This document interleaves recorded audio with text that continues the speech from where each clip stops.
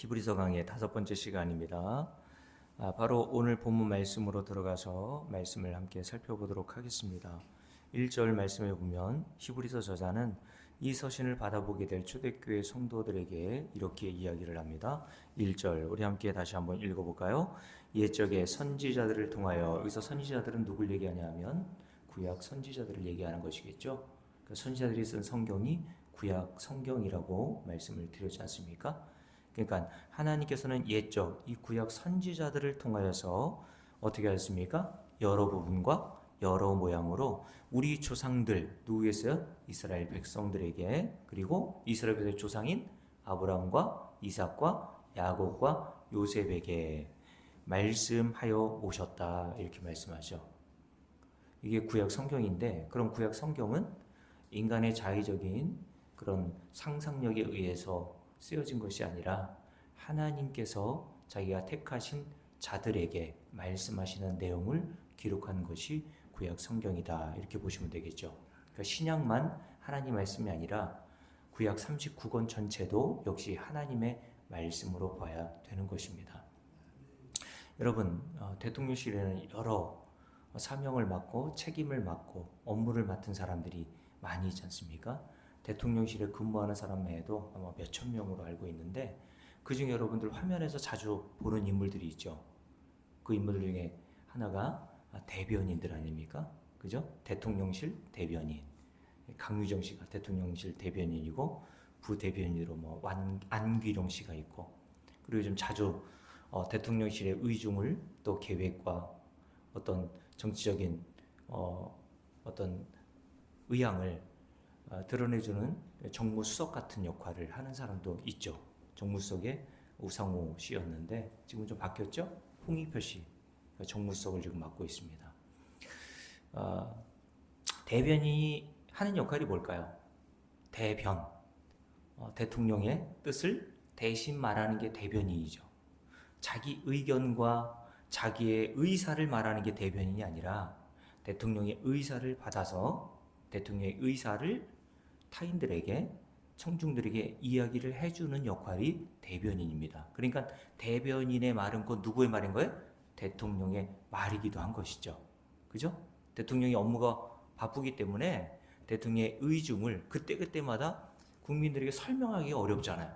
그래서 웬만한 것들은 대변인들을 통해서, 그리고 정무수석과 같은 역할을 하고 있는 사람들을 통해서 이야기를 한단 말입니다. 자, 하나님께서도 구약 성경을 통해서 이런 방식으로 우리에게 말씀하셨다는 것이죠. 하나님이 사용하시는 여러 인물들이 있습니다. 그 인물들을 통해서 하나님은 자신의 뜻과 의사를 말씀해 주셨고, 자신의 계획과 어떤 목적으로 이 세상을 창조하셨고, 어떻게 이 세상을 이끌어 가실지에 대한 계획들을 쭉 설명해 놓으셨단 말입니다. 구원이 무엇이고 하나님의 은혜가 무엇인지를 말씀을 통해서 우리에게 주시기 위해서 여러 사람들을 동원하셔서 말씀을 하신 겁니다. 그래서 여기 보면 옛적의 선지자들을 통하여서 어떻게 해요? 여러 부분과 여러 모양으로 우리 조상들인 이스라엘 백성들에게 말씀하여 오셨다라고 말씀하시는 거죠. 그래서 여러분 잘 아는 디모데후서 3장에 보면 16절에 이런 말씀이 있습니다. 모든 성경은 하나님의 감동으로 된 것으로 라고 이렇게 말씀하고 있죠. 여기서 모든 성경이라는 것은 디모데후서가 쓰여지기 전이었으니까 구약 성경 전체를 얘기한다고 보시면 돼요. 구약 성경 전체는 하나님의 감동으로 쓰여진 거래요. 이 부분을 공동번역 성경에서는 이렇게 번역했어요. 성경은 전부가 하나님의 계시로 이루어진 책이다라고 이렇게 번역했고요. 베드로서 1장 22절에 보면 이런 말씀이 기록되어 있습니다. 예언은 언제든지 사람의 뜻으로 낸 것이 아니요 오직 성령의 감동하심을 받은 사람들이 하나님에게 받아 말한 것이다 라고 이야기를 했습니다. 여기서 예언도 하나님의 말씀, 성경을 의미하는데 역시 구약 성경 전체를 의미한다고 보시면 되겠죠. 이 부분을 공동번역 성경에서는 이렇게 번역했습니다. 예언은, 여기서 예언은 그냥 앞니를 내다보는 예언이라고 보지 마시고요. 성경으로 보면 돼요. 성경은 이런 뜻이죠.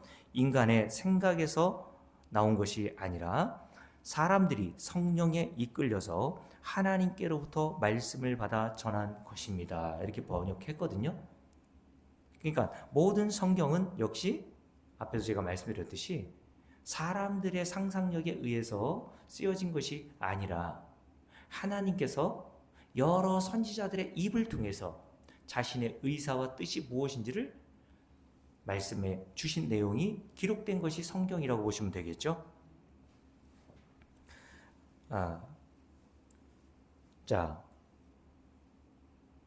그러니 하나님께서는 자신이 때까지 선지자들을 동원하셔서 자신의 말씀, 자신의 뜻을 이스라엘 백성들에게 전달하여 오셨다는 겁니다. 그런데 여러 부분과 여러 모양 이렇게 돼 있죠. 여러 모양이라는 말은 다양한 방식과 다양한 방법으로 말씀하셨다는 뜻입니다. 그래서 이 부분을 새 번역에서는 이렇게 번역했어요. 하나님께서 옛날에는 예언자들을 통하여서 여러 번에 걸쳐 여러 가지 방법으로 우리 조상들에게 말씀해 오셨습니다. 이렇게 번역했습니다. 예를 들어 볼게요. 하나님께서 구약의 인물인 우리가 잘 아는 믿음의 조상으로 불리는 아브라함에게는 어떤 방식으로 말씀하셨습니까? 창세기 12장에 보면 알지만 우상을 섬기고 있던 아브라함에게 일방적으로 직접 찾아가 나타나셔서 복을 주시겠다고 말씀하시죠. 그리고 야곱과 그의 아들인 요셉과 그리고 나라가 패망하여 바벨론 포로로 끌려가 있었던 다니엘과 같은 인물들에게는 어떤 방식으로 말씀해 주셨습니까? 꿈과 환상이란 방법을 동원하셔서 자신의 뜻과 의지가 무엇인지를 말씀해 주셨죠. 여러 모양과 여러 부분으로 하나님께서 자신이 택하신 자들을 통해서 말씀해 오셨다는 것입니다. 자, 예를 들어서 창세기 28장을 한번 볼까요? 창세기 28장에 보면 하나님께서 택하신 야곱에게 어떤 방식으로 말씀하셨는지를 볼 수 있는데 창세기 28장을 한번 볼까요? 함께 읽습니다. 창세기 28장입니다.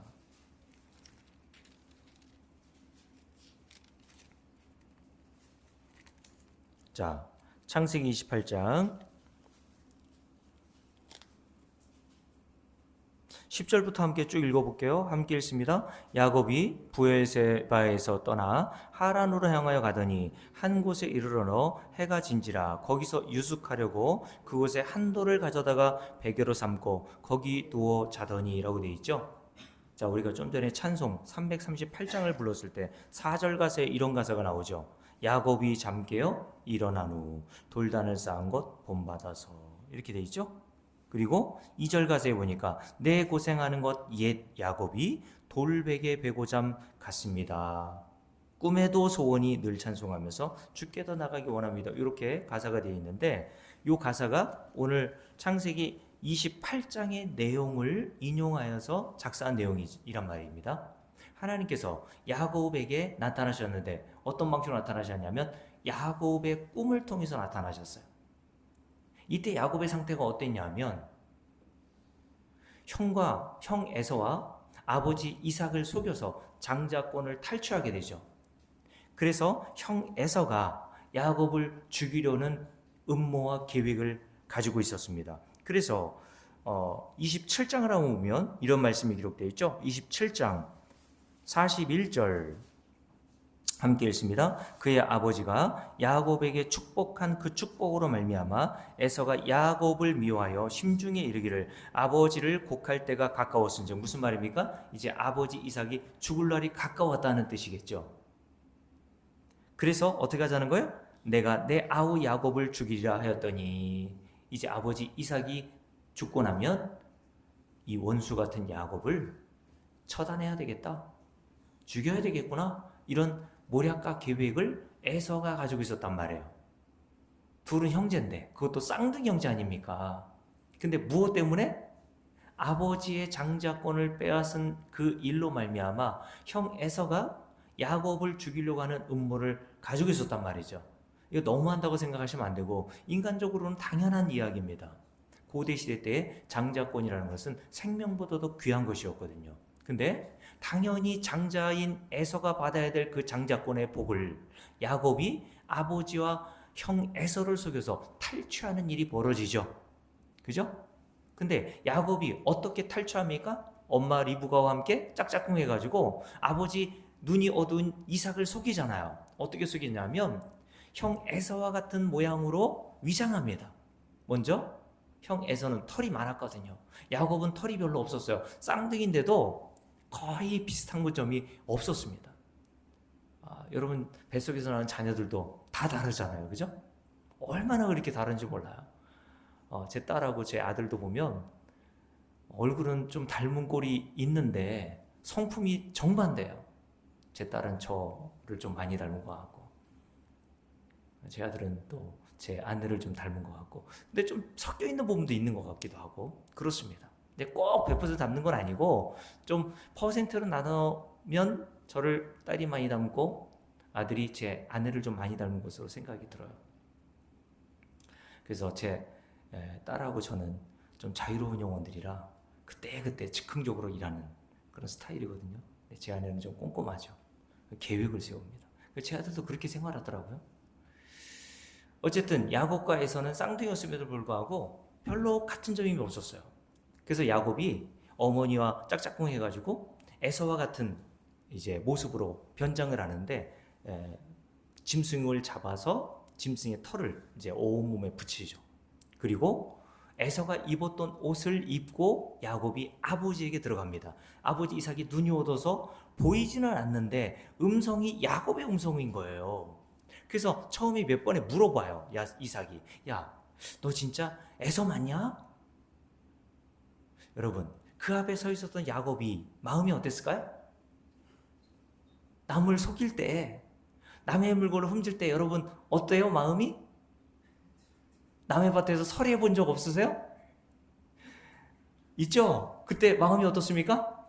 누구한테 들킬까봐 조마조마하잖아요. 마음이 콩닥콩닥콩닥콩닥. 제가 어떻게 그렇게 잘할까요? 저도 어렸을 때 남의 밭에서 서리 많이 먹었거든요.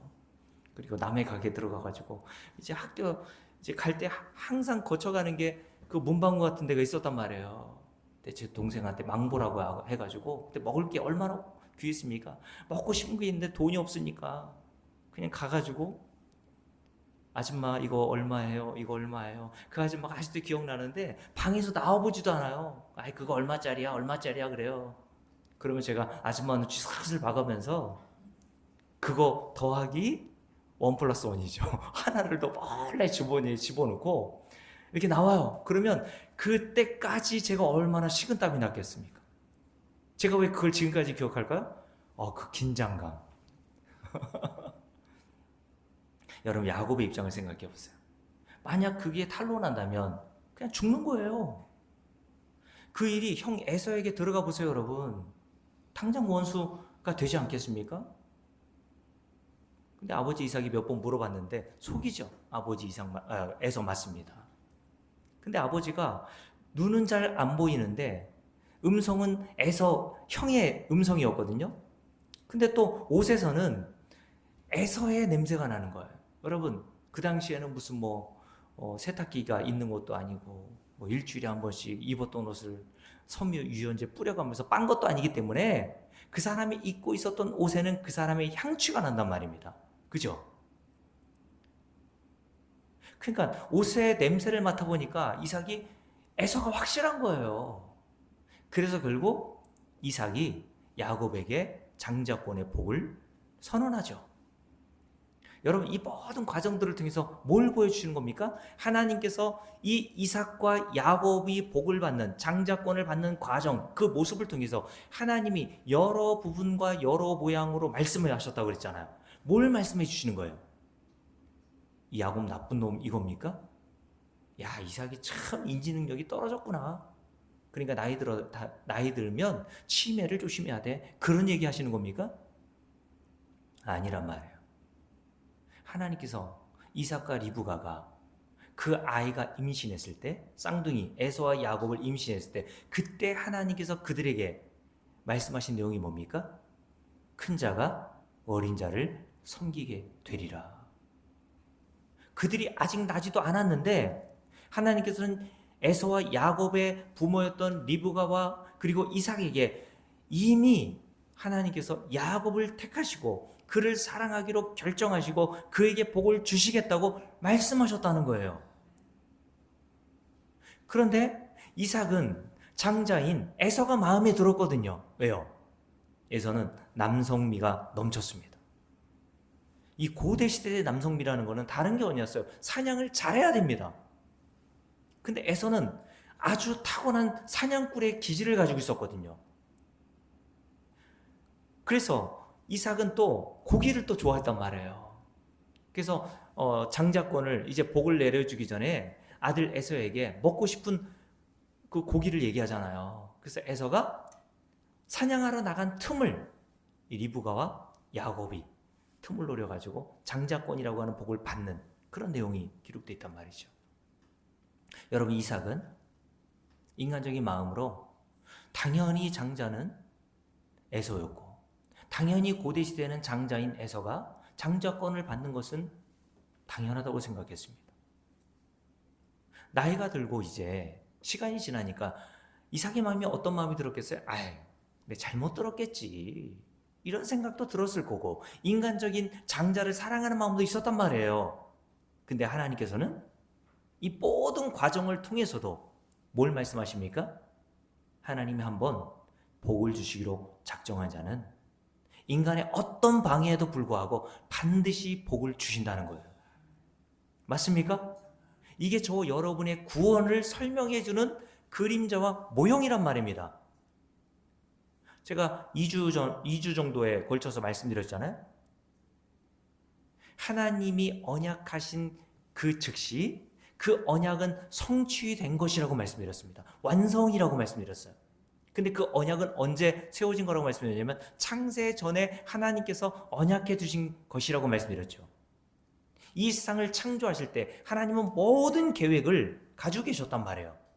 거기에는 저와 여러분의 구원과 저와 여러분을 구원하기 위한 방식과 수단까지 하나님이 다 세팅해 두셨단 말입니다. 창세전 그 세팅해 둔 하나님의 계획과 언약과 작정에 따라서 이 역사 속에서 다 그것이 이루어지고 마는 겁니다.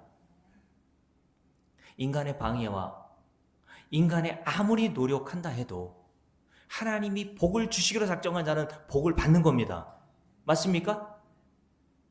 그래서 민수기 23장 우리가 주일날 살펴봤잖아요. 발람 선지자, 아주 용하다는 발람 선지자가 모압 왕에 의해서 불림을 받고 이스라엘 백성들을 저주해달라고 했더니 뭐라고 얘기합니까?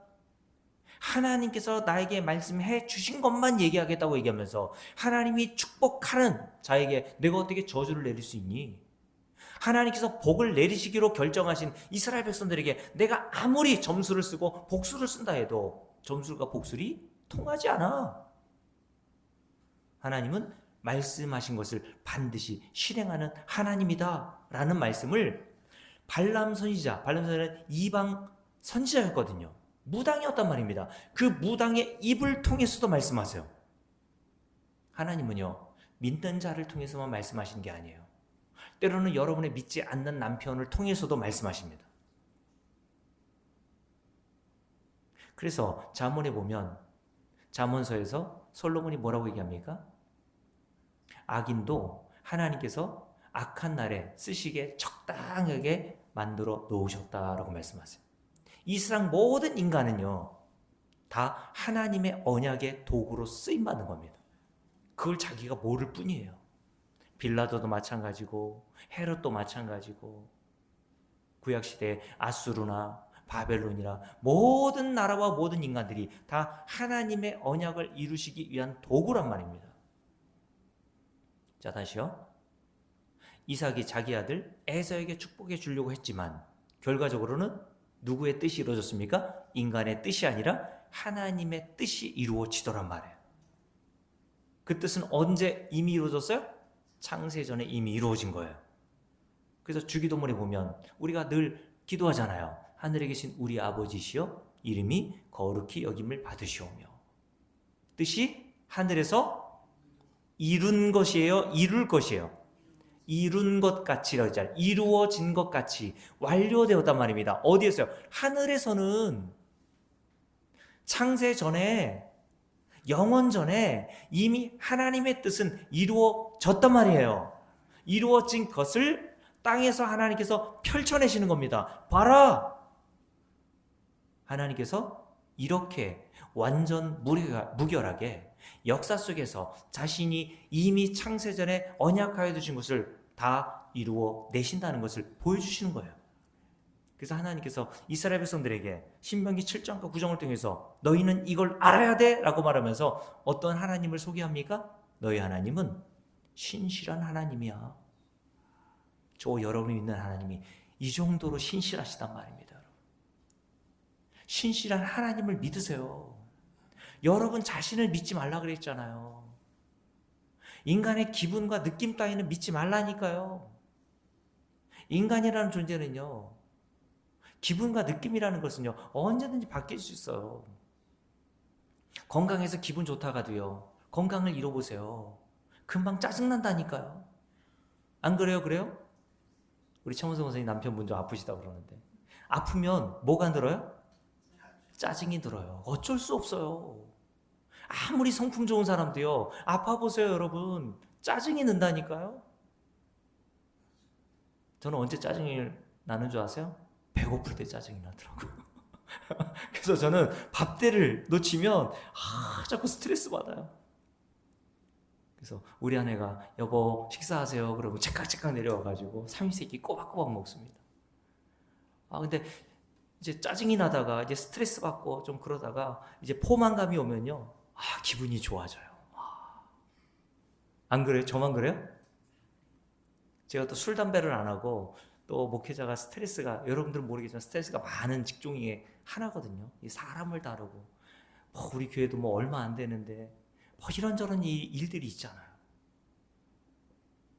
그래서 목사님들이 뇌졸중도 많고 막 그래요. 스트레스 받아가지고 막. 그런데 그 스트레스가 쌓이면요, 단계 또 땡겨요. 단계. 이게 인간의 그 신체에서 나타나는 자연스러운 반응이거든요. 그래서 제가 단 걸 좋아해요. 과일, 뭐 약과 이런 거 좋아한단 말이죠. 맛동산 뭐 이런 거, 마가레트. 네. 근데 제가 요즘에 그걸 좀 안 먹으려고. 왜냐하면 요즘에 좀 나이가 50 넘어가니까 병원에 가보면 이제 고혈압 수치를 재보면 혈압 수치 있잖아요. 138에서 140 몇 가지 뭐 왔다 갔다 돼요. 그래서 제가 몸 관리를 하냐고 단 거를 좀 줄이고 있는데 잘 안 돼요. 또 여러분, 사람의 기분이라는 거는요, 단 것만 들어가도 기분이 좋아진다니까요. 밥만 배불리 먹여줘도요, 기분이 좋아져요. 아프지 않아도요, 기분이 괜찮다니까요. 근데 아프고 배고파 보세요. 금방 시름시름 앓고 짜증나고 낙심되고 절망스럽다니까요, 여러분. 제가 오늘 세종에서 잠깐 운동하고 오랜만에 어떤 분하고 식사했거든요. 그분이 이제 60대 초반 정도 되셨어요.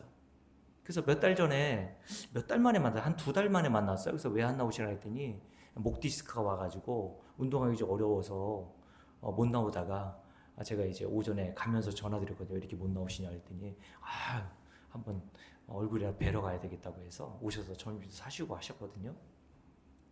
그분이 이제 식사하면서 그런 얘기 하더라고요. 그 2달 전에는 아주 기분이 좋으셨거든요. 그래서 왜 기분이 좋으셨냐면 주식을 5천만 원짜리 이렇게 들어놨는데 갑자기 요즘 주식이 올라가지고요, 1억 몇 천이 됐다는 거예요. 그래서 5천만 원짜리가 2달 뭐 이 정도 사이에 그냥 7천만 원의 수익이 난 거예요. 그러면서 자기도 이제 그 세종에서 경비하시고 또 경비하시면서 또 참 부지런하세요. 쿠팡 그 배달 있잖아요. 그것도 하시더라고요. 그분이 이제 수학 그 학원을 운영하셨던 한 30년 가까이 운영하셨더라고요. 보니까 대전에서 그렇게 운영하시다가 그거 이제 다 내려놓고 접으시고 세종에서 이제 그렇게 근무하시고 하시는데 그래서 얼굴에 좀 근심이 있더라고요. 그래서 무슨 일 있으냐 물어봤더니 한 달 전인가요? 아내가 넘어져가지고 갈비뼈가 나갔대요. 그래서 갈비뼈 나가가지고 이것저것 검사해볼 기회가 있어서 검사해보는데 유방암이 나왔다는 거예요. 근데 다행히 초기래요. 유방암 요즘에 초기는 별거 아니지 않습니까? 그래서 수술하면 되지 않냐. 그래서 자기도 그렇게 생각해서 야 차라리 갈비에 부러진 게 참 다행이다. 그 아내님이 교회 열심히 다니신다고 그러더라고요. 근데 유방암 중에서도 특이한 암 제가 적어왔는데 뭐 3종 무슨 유방암이 있대요. 근데 그 암은 참 특이하기도 하고 전이도 잘 되고 좀 나쁜 악성암이라고 이야기를 하나 봐요. 그래서 항암 치료 좀 하고 있고 그래서 본인이 이제 일도 해야 되고 하니까 돌봐줄 사람 없어가지고 이제 얼마 후에는 그 청주에 있는 그 요양병원에 들어가서 치료에 집중하기로 했다. 이렇게 이야기를 하시는 것을 제가 들었습니다. 제가 왜 이 이야기를 드리냐면 사람이라는 거는요. 어제 좋았다가도요. 오늘 어떤 문제와 상황을 만나면요. 그 기분과 느낌이라는 거는요. 어제와는 완전히 다르거든요. 장담할 게 없어요. 제가 그래서 이런저런 얘기 나누면서 역시 인간은 장담할 게 없군요. 제가 이런 얘기 했습니다. 어제 좋았더라도요. 오늘 무슨 일이 벌어질지 모르는 거예요. 중환자실에 누워있는 분을 여러분들이 문병하면서 어쩌해. 그러다가 차를 타고 오다가 교통사고로 먼저 죽을 수도 있어요. 그런 경우가 우리 주변에 종종 있잖아요, 여러분. 저는 그런 생각이 들더라고요. 이 세상에 정말 믿을 게 하나도 없구나. 언제 어떻게 우리가 될지 모르는구나. 신실하신 하나님 믿고 사세요, 여러분. 이 세상은 항상 이렇다니까요. 요동하고 요란하고 우리의 기분과 느낌도요. 이 세상 환경과 문제에 따라서 절망하기도 하고 낙심하기도 하고 풀이 죽기도 합니다. 그러나 여러분, 하나님은 신실하셔서 변함이 없으세요. 이게 우리에게 얼마나 큰 소망입니까, 여러분? 안 그래요, 여러분? 저는 이런 하나님을 제가 믿고 있다는 게 너무 감사한 거예요. 목사인 저도요. 여러분들은 그러 보이지 않을지 모르겠지만 저도 하루에도요. 여러 번 마음이 왔다 갔다 한다니까요. 늘 한결같은 것 같죠? 안 그래요, 목사도. 낙심될 때가 있다니까요, 여러분. 교회에 어떤 문제가 일어나면 진짜 목회를 떼어라 치우든지 해야지 이런 생각이 들 때도 있어요, 솔직히. 근데 여러분들에게 그럴 때마다 여러분들이 다 이야기하면 여러분들이 저를 얼마나 불안할까요? 근데 여러분, 인간이라는 존재는 약해요. 변화무쌍합니다. 사람 보고 실망하지 마시고요. 사람은 그러려니 하십시오. 인간은 다 그런 거야. 그래서 사도 바울이 뭐라 그랬습니까? 우리는 자기 자신을 포함해서 우리는 미쁨이 없을지라도 라고 돼 있어요. 미쁘다는 것은 신실하지 못하다라, 믿을 만한 게 없다는 뜻입니다. 사도 바울 자신도 난 나를 믿을 만하지 못해 라고 얘기했어요. 우리는 미쁨이 없을지라도 주는 항상 미쁘시니. 항상이에요? 가끔이에요? 항상 미쁘세요. 우리가 하나님을 아무리 사랑한다고 해도요, 그 사랑이 한결같아요? 우리 박구동 목사님 어때요? 처음 예수 믿을 때하고 지금하고 그 마음의 상태 똑같아요? 안 그렇죠? 어떤 것 같아요? 더 나아졌어요? 옛날 어려울 때 막 그냥 눈물 뿌려가면서 찬송하고 하나님 도와주세요. 지금 어때요? 살만하죠? 인간은 참, 저도 그래요. 그래서 저는요, 전에 한번 소개시켜드린 그 영화 있잖아요. 신의 악단. 북한에서 신앙생활 하다가 실제 있었던 얘기거든요. 여러분들 한번 기회 있으면 꼭 보세요. 저도 정말 기독교 영화인데 촌스럽지 않고 거기에 영화에 나오는 주인공들도 참 연기를 잘하더라고요. 꼭 한번 보세요. 마음이 울컥울컥 하더라고요. 그 복음성가도 막 이렇게 나오고 하는데, 근데 그 성경을 제대로 읽지도 못하고 예수 믿는 것 때문에 박해를 당하고 그게 들키면 죽을 수밖에 없는 위기에 처해 있는 그 북한의 지하교회 성도들의 그 신앙을 보니까요, 저 여러분을 바라보면서 야, 우리가 정말 예수 믿는 거 맞나? 그 사람들은 정말 예수 믿는 게 생명과 결부되어 있어요, 여러분. 우리는 예수 믿는다고 해서, 교회 나온다고 해서 여러분 뭐 때려잡습니까, 누가? 근데 그 사람들보다 훨씬 못하잖아요, 우리가. 저는 오히려 환경은 그렇다 할지라도 그분들이 정말 복받은 분이라고 저는 생각이 들어요. 그분들이 뭘 소망하고 예수를 믿겠어요? 하나님 나라 아니겠습니까, 여러분? 눈에 보이지 않는 그 영원한 하나님 나라를 바라보면서 그 극한 모진 고난과 환경 속에서 이 히브리서라고 하는 서신을 받아보게 될 초대교회 성도들도 우리가 지난 주일에 읽었잖아요. 수요일 예배 때 11장 말미에 보면 톱으로 켜는 고문, 돌을 맞아 죽는 그 고문, 어마어마한 고문이 그들을 기다리고 있었지만 그런 환경에서 그들은 예수를 믿었단 말이에요. 여러분, 그들이 어떤 예수, 어떤 하나님을 믿었을까요? 그들이라고 여러분 늘 한결같았을까요? 그런 극한 환경이 있으면 사람은 흔들릴 수밖에 없어요. 그래서 히브리서 저자가 히브리서라고 하는 서신을 통해서 그들을 위로하고 격려하고 권면하기 위해서 이 복음서인 히브리서를 쓴 거예요. 여러분, 그런 고난 앞에서 그들의 마음이 좌지우지 흔들렸을 때 그들이 뭘 생각했을까요? 나는 이렇게 고난 앞에서 사시나무 떨듯이 흔들리지만 그럼에도 불구하고 이런 나를 변함없이 사랑하시고 변함없이 신실하게 자기 약속을 지키시는 하나님을 믿고 의지하지 않았을까요? 그 하나님이 바로 저와 여러분의 하나님이시란 말입니다. 하나님께서 여러 부분과 여러 모양으로 옛적 선지자들을 통해서 아브라함을 통해서 이삭과 야곱을 통해서 장자권의 사건을 통해서 뭘 보여주시는 거예요? 하나님의 약속은 하나님이 신실하셔서 인간이 어떠하든지 관계없이 하나님은 인간의 됨됨이를 보시는 것이 아니라 자신의 언약을 신실하게 이루어 나가신다는 것을 보여주셨단 말입니다. 그래서 하나님께서 이 야곱은 속이는 자 아닙니까? 형도 속여먹고 아버지 이삭도 속여먹고 정말 에서와는 비교할 수 없는 그 인간적인 됨됨이로 보면 에서가 훨씬 낫지만 하나님께서 창세기 28장에 나타나셔서 뭐라고 하시는 줄 아세요? 함께 읽습니다.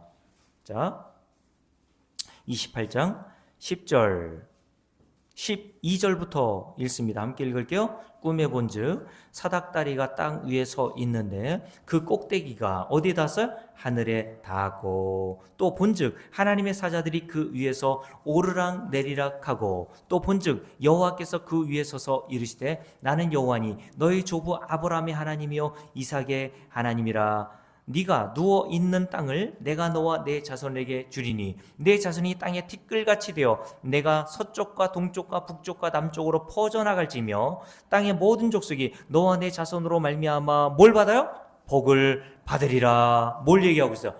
복을 주시겠대요. 야곱이 어떤 인간인데요? 되먹지 못한 인간이란 말입니다, 여러분.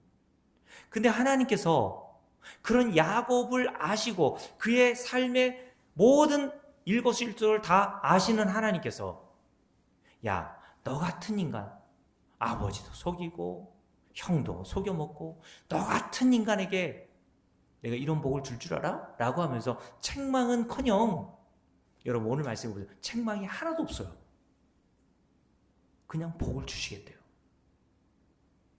복을 받을 수 없는 자격과 조건이 안 되는 야곱에게 하나님께서 에서가 아닌 야곱에게 나타나셔서 뭐래요? 꿈으로 나타나셔서 내가 너에게 복 줄게.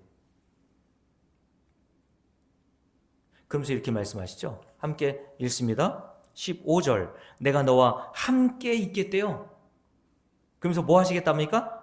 내가 어디로 가든지 너를 지키며 너를 이끌어 이 땅으로 돌아오게 할지라. 내가 내게 허락한 것을 줄을 그어놓으세요. 다 이루기까지. 여기까지. 내가 내게 허락한 것을 다 이루기까지. 이게 뭐냐면 내가 너에게 언약한 것을 다 이루기까지 어떻게 하시겠대요? 너를 떠나지 아니하리라 라고 말씀하세요. 무슨 말입니까?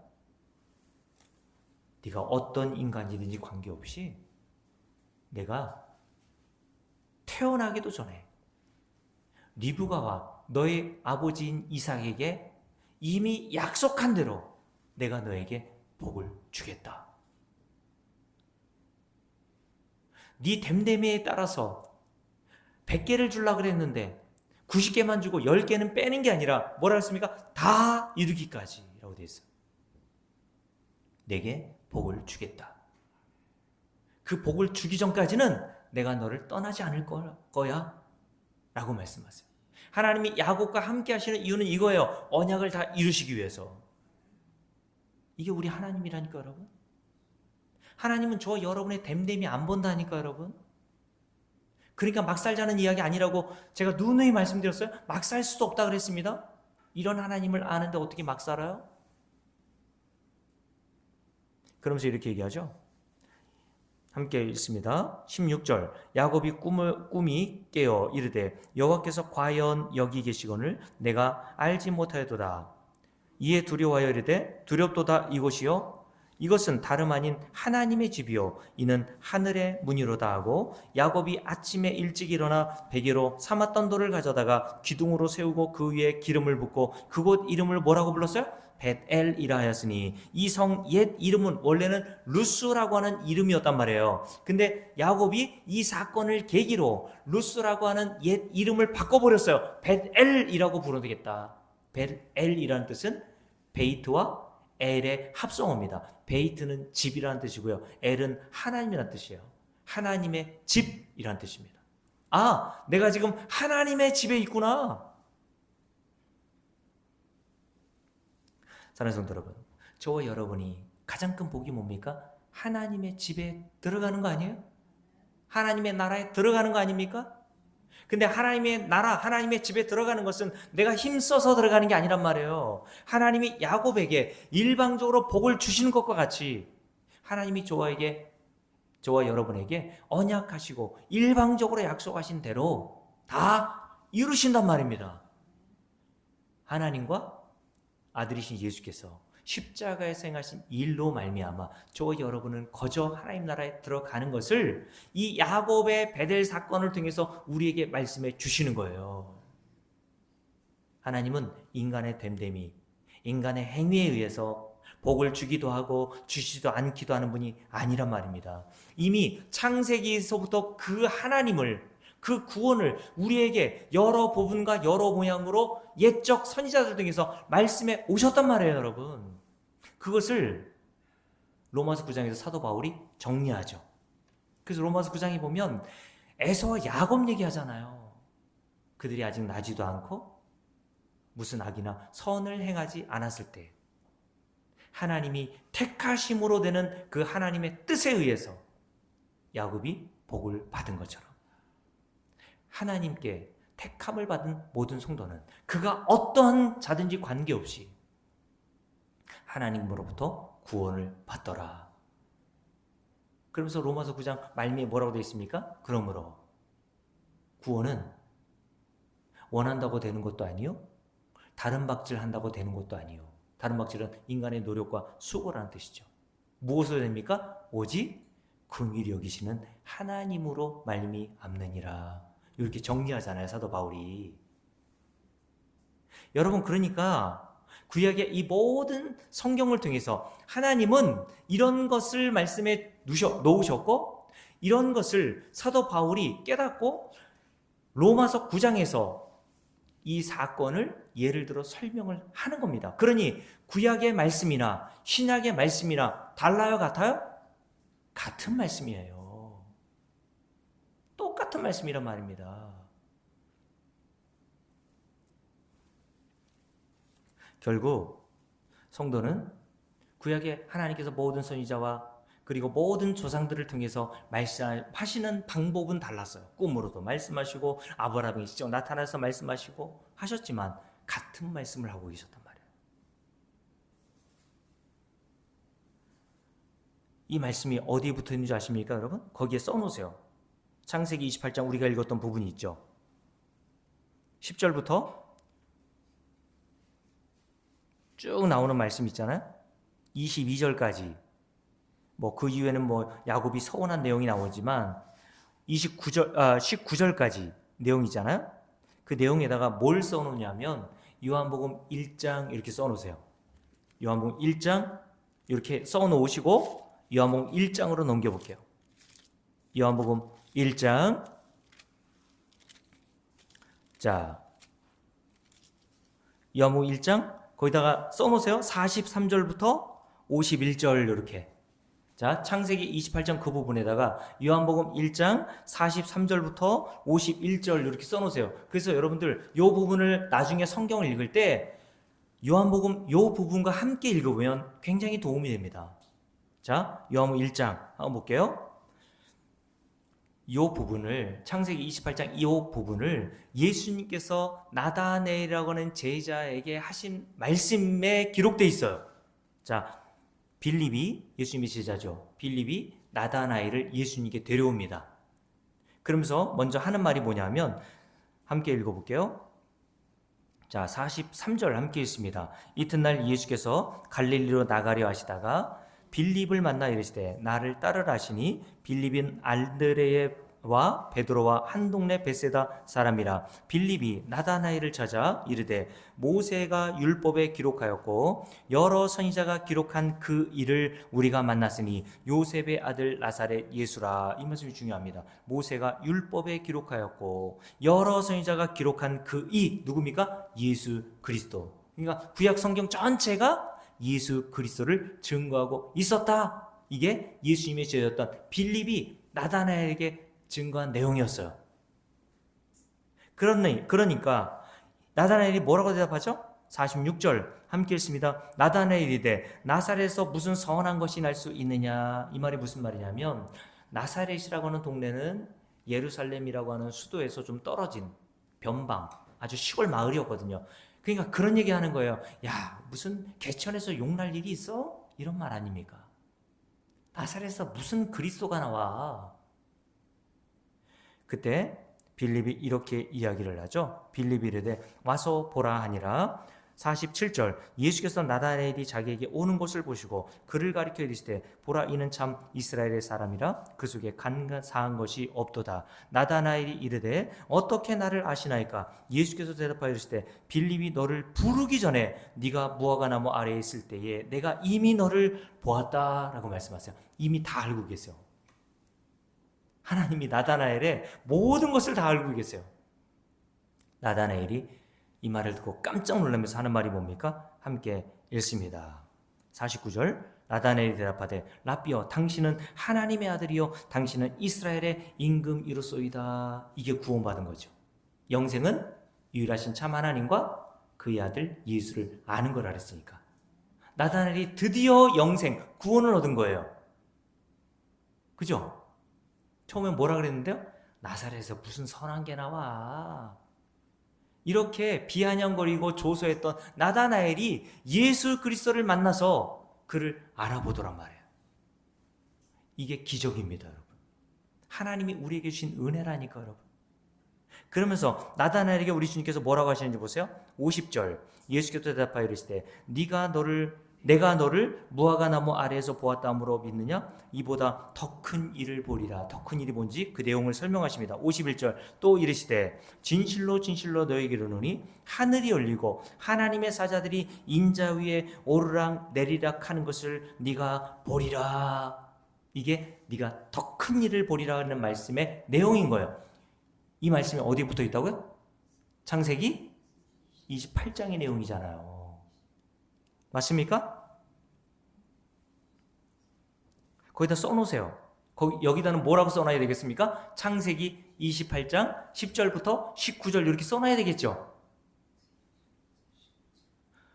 여러분, 야곱이 꿈에 뭘 봤어요? 하늘과 땅을 이어주는 사닥다리를 보았고 그 사닥다리에 천사들이 하나님의 사자들이 오르락 내리락 하는 것을 봤단 말이에요. 근데 우리 주님께서 그 말씀을 인용해서 여기다 딱 붙여놨단 말이죠. 네가 더 큰 일을 볼 거야. 무슨 말씀입니까? 여러분, 땅과 하늘이 사닥다리에 의해서 연결됐다는 것은요, 죄 있는 인간은 하나님 나라에 도착할 수 없고 도달할 수 없는 지경에 있었다는 것을 먼저 보여주시는 거예요. 인간은 하나님의 나라에 들어갈 자격과 조건이 안 된단 말입니다. 그래서 인간이 모든 종교에서 어떻게 하나님 나라에 들어가려고 자기들 나름대로 생각해 온 극락에 들어가고 영생에 이르려고 구원에 이르려고 애를 씁니까? 바벨탑 사건처럼 이 세상에서 돌 하나하나를 놓아서 자기 노력으로 구원에 이르고 영생에 이르려 보려고 노력하잖아요. 그게 바벨탑 사건이지 않습니까? 모든 종교가 다 그렇게 가는 거예요. 근데 성경은 뭐라고 얘기합니까? 인간은 그렇게 해서 구원에 이를 수 없다고 말씀하시는 거예요. 인간이 구원을 얻을 수 있는 유일한 방법, 땅에서 하나님 나라 하늘로 올라갈 수 있는 유일한 길, 하나님이 한 길을 예비해 놓으신 거예요. 사닥다리. 그 사닥다리의 실체가 누굽니까? 예수 그리스도였단 말이에요. 야곱이 하나님의 집이라고 보았던 그 환상을 봤던 것은 앞으로 신약시대에 예수 그리스도께서 세상에 오셔서 십자가에서 행하실 일을 예표하고 있었던 것이구나라는 것을 보여주신 거란 말이죠. 땅에서 하늘로 올라갈 수 있는 길이 있어요? 없어요. 땅에서 어떻게 하늘까지 닿는 사닥다리를 놓을 수 있습니까? 없어요. 위에서 그 사닥다리가 땅으로 쭉 내려온 거예요. 그게 누굽니까? 예수 그리스도란 말입니다. 인간은 오직 하나님께서 하늘로부터 주신 그 사닥다리로 내려오신 예수 그리스도를 통해서만 하나님 나라에 들어갈 수 있다는 것을 보여주시는 거란 말입니다. 그래서 우리 주님께서 요한복음 14장 6절에 뭐라고 그랬었어요? 나는 길이요 진리요 생명이니 나로 말미암지 않고는 아버지 하늘로 아버지께로 올 자가 없다라고 말씀하세요. 오직 이 사닥다리, 하늘로가 땅을 잇는 그 사닥다리이신 예수 그리스도를 통해서만 인간은 하나님 나라에 들어갈 수 있다는 것을 이미 구약에서 창세기 28장에서 야곱을 통해서 보여주셨단 말이에요. 여러분들이 그것을 깨닫지 않습니까? 그게 영생인 거예요.